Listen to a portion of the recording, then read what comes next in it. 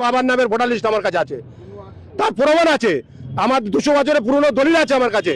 তারপরে বলছে আমাকে এটা এসআই ডাক করাচ্ছে, আমি এসআই ডাকে যাব না, আমার নাম যদি বাদ যায় আমি এর জন্য কিন্তু যা ব্যবস্থা করার আমি করে নেবো। হয়রানির শিকার হতে পারবো না, কারণ আমার কাছে এতবার প্রমাণ দেওয়ার পরে সাবমিট করেছি কাগজ, তার পাসপোর্ট সাবমিট করেছি, তো আমার পরে কেন আমি এসআই আমার ডাক করবে? ওই হিয়ারিং এ আমি যাব না, এর বিরুদ্ধে আমার যা ব্যবস্থা নেবে। কিন্তু যদি আমাদেরকে ভোটার লিস্ট দেন, তো আমার বাবার নাম হচ্ছে আবু তালেব গাজী, 2002 সালে ভোটার লিস্টে নাম আছে। আমার মায়ের নাম ফিরোজা বিবি, 2002 সালে নাম আছে। আমার দাদুর নাম ইয়াকুব গাজী, তার পূর্বে নাম আছে, ভোটার লিস্ট আছে আমার কাছে।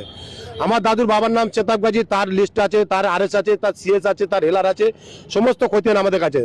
আমাদের পাসপোর্ট আছে, আধার কার্ড আছে, প্যান কার্ড আছে, কি নেবে?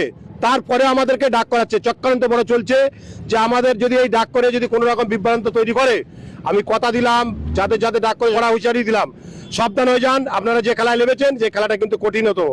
আমার এতদিন পর্বে 4-5 পুরুষের প্রুফ আমাদের কাছে আছে, তারপরে আমাদের এসআর এর খতিয়ানে ডাকছে ইয়ানিয়ে যাওয়ার জন্য, বিভ্রান্ত চড়াচ্ছে আমাদেরকে, এইভাবে হয়রানি করালে আমরা এর বড় পদক্ষেপ কিন্তু নেবো। আমি আজ